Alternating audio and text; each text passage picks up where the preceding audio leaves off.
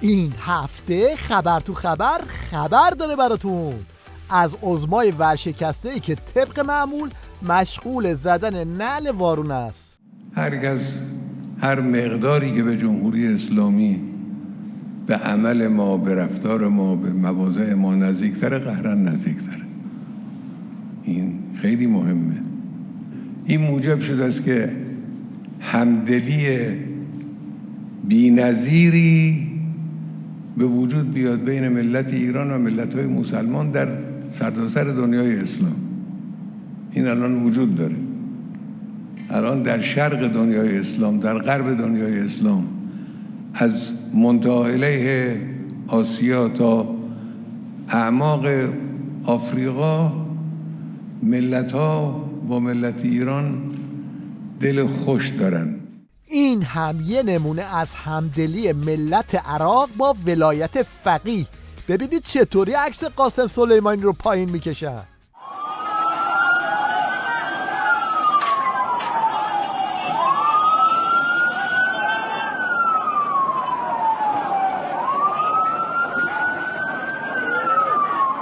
اصل قضیه اینه که مهار اوضاع از دست عظما خارج شده و هر کار میکنه اوضاع ردیف نمیشه.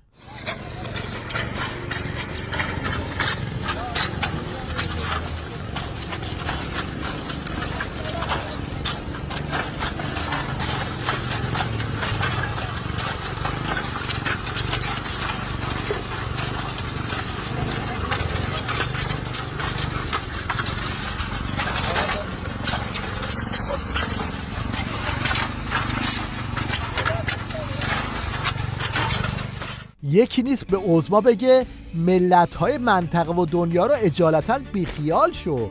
ببین مردم ایران چه بلایی سر آخوندا میارن. سوار تاکسی شدم، یک مسیری رو میخواستم برم. بعد راننده تاکسی هم یه پیرمردی بود بنده خدا. وقتی که نشستیم گفت حاج آقا این چه مملکتی است که شما درست کردید؟ همه دزد شدن، همه نمیدونم فلان شدن، همه بچهای ما معتاد شدن. منم چیزی نگفت چون میدونست مثل اون دوتا آخوند قمی میزنن ناکارش میکنن. این آخوند کتک خورده رو ببینید، میگه غرض شخصی نبود، ما رو زدن چون آخوندیم. واقعا متاسفم از نیروی انتظامی که این دروغ بزرگ رو به من و به اون دوست عزیزی که مجروح شده و در حال کشته شدن بود نسبت داد.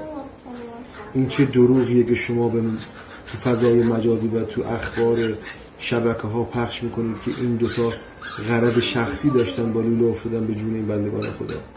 اگر کسی غرض شخصی داره، خونش بلده، میاد در خونش طرفو میزنه یا میاد در خود مسجد که اومد بیرون میزنه یا یه جوری میزنه که کسی نفهمه. این بنده خدا بر فرض محال که شما میفرمایید غرض شخصی، اولا غرض شخصیش چیه؟ ثانیاً هنوز طرف ضارب و دستگیر نگردی، از کجا فهمیدی که غرض شخصیه؟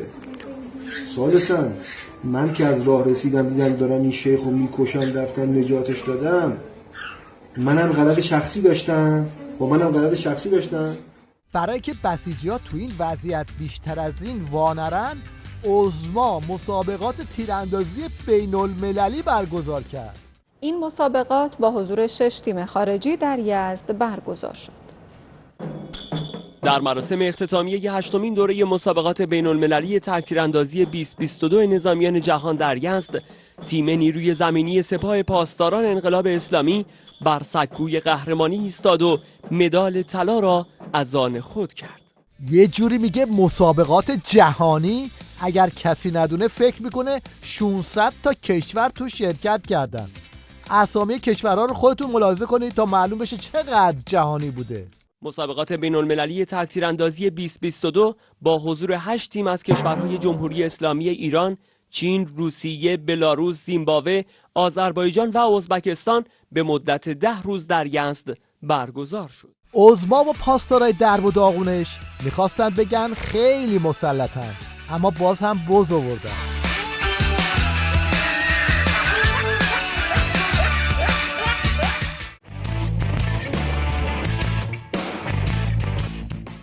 مشنگستان این هفته رو با این جماعت مشنگ شروع میکنیم که همه با عبا و عمامه و ریش و تسبیح جمع شدن تا یه تقاطع رو وسط خیابون افتتاح کنن.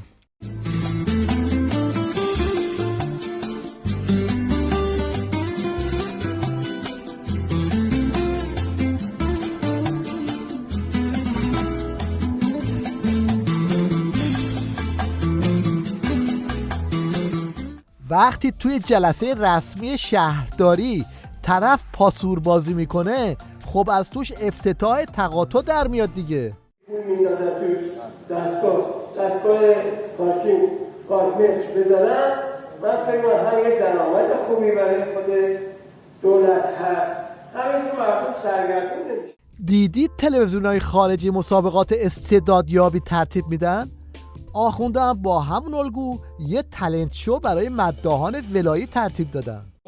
از اون روز دالا گریه میکنم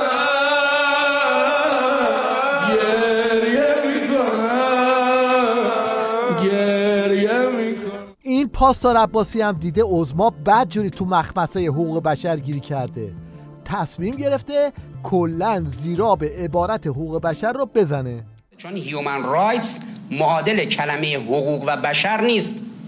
رایتس از راست فارسی رفته تبدیل شده به کلمه به نام رایتس در زبان انگلیسی. اصلا رایتس به معنی در عربی به معنی مستقیم و صحیحه، به معنی حق نیست. مفهوم رایتس، وریتاس، لیگال یا مشخصاً لا، همین LAW که اساس رشته است که تو ایران بهش میگن حقوق، هیچ کدوم اینا معادل کلمه عربی حق و حقوق نیست. یکی نیست به این پاسدار بگه آخه توی لومپن رو چه به واژه شناسی و حلاجی کلمات انگلیسی، این دیواری نیست که بتونی ازش بالا بری.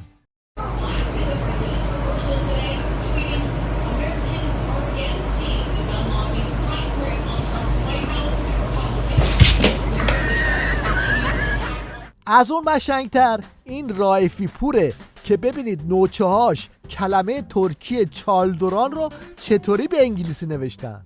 چقدر زیبا اینجا زدم. من دقت کردم دیدم چالدوران نوشته چایلد ایران، به جای او آی گذاشته، یعنی فرزند ایران. حالا تو این اوضاع و احوال آخوندا دنبال معرکه‌گیری به اسم 40 هستن و بسیجی ها هم اینطوری نقش ترانزیت ویروس رو بازی میکنن. این گذرنامه بنده است، این هم مهر خروج، چند 10/6/1401. من نگاه کن واکسن هم نزدی، دروغه. به جای واکسن چی زدیم بچه ها؟ واکسن ندیم. این پا نگاه کن، این پا بیقالا این پای آدوهای کهنساله، این پای آدوهای کهنساله. باکس زدم من باکس زدم. بینم باید چکمی پایی غلطه. این هم خانوم ها هستن. شما خانوم ها واکسن زدید؟ دشمنی آخوندا با موسیقی تمومی نداره. یکی از جدیدترین ورژن های این کینه کشی رو با هم ببینیم. موسیقی همون شرابه، منتها شراب از طریق دهان آدم مست میکنه، موسیقی از طرف گوش مستی و غفلت. و متاسفیم بگیم که الان مده‌های ما هم گرفتار شده. که هر چقدر بتونیم از این شیء موذی فاصله بگیریم ایمانمون بهتر. تنفر مردم از آخوندا کوچیک و بزرگ نمیشناسه. ببینید مردم چطوری به بچه هاشون یاد میدن که از آخوندا فاصله بگیرن. حسام بیا بابا، نری پیش دعیس. حسام بیا ایور نخورتت، بیا ایور نخورتت بابا، بودو. حالا که تا اینجا اومدیم یه سری هم به محصولات دانش بنیان عظما بزنیم. اول از این برف‌پاکن هوشمند شروع میکنیم. عصر روز جهانیه. اینجا یک گیره کبری براش پوزیشن اومده که بهش یک بازوی میده برای حرکت. این تا اینجا حرکت میکنه، خیلی هوشمندانه است. دقت تا اینجا حرکت میکنه، از چه بعد موتوری نمیاره بالا. بقیه‌اش از این بالا میده. همین چراغ میشوره که بارون اینا خوب دیده بشه. یه ذره بلندتر حرف بزن. ادامهش رو میاد از اینجا میشوره. پایینم میاد. وسط هم مهم نیست. آره. ممکنه دورم بزنه پایینم میتمیز کنه. این هم یکی دیگه از آپشنای ایران خودروه که به عقل هیچ کی نمیرسه.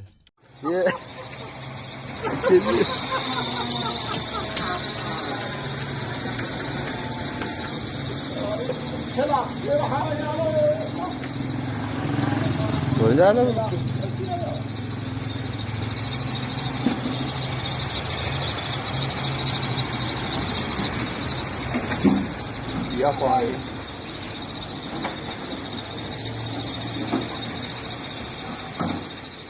این یکی هم دیگه نیازی به شرح و تفسیر نداره، خودتون ملاحظه کنید.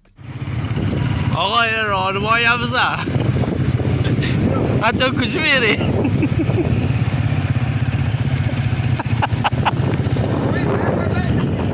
کل ترمزای ایران خودرو رو بزنن روی هم دیگه، انگوش کوچیکه ترمز این آقا اسبه هم نمیشه.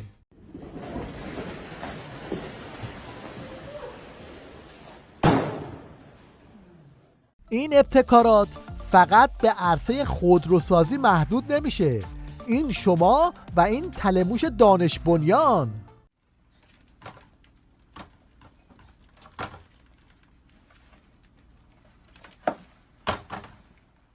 مشنگستان این هفته رو با کلیپ طنزی به پایان میبریم که کاربران فضای مجازی در رابطه با امام مشنگا ساختن.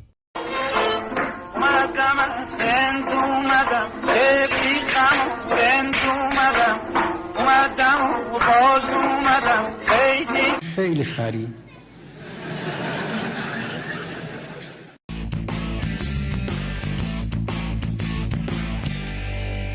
این آخوند پرتاب رفته توی تیوی ریش مهمون برنامه شده.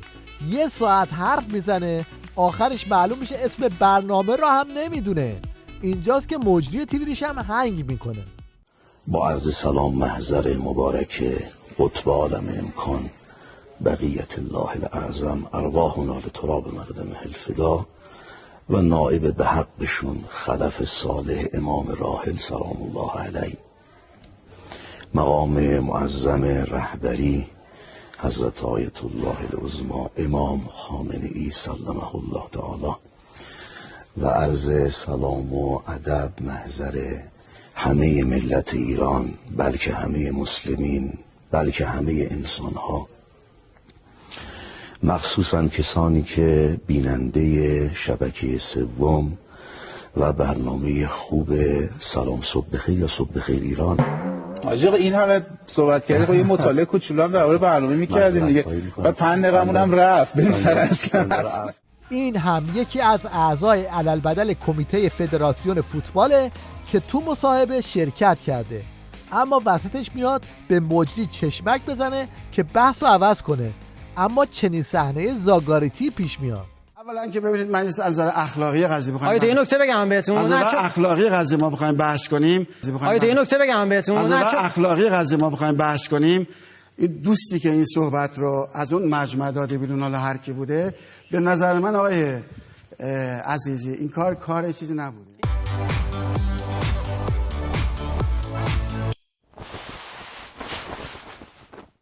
در پایان توجه شما را به هنرنمایی یک کودک هموطن جلب می‌کنیم. ببینید با ساز قانون چه میکنه.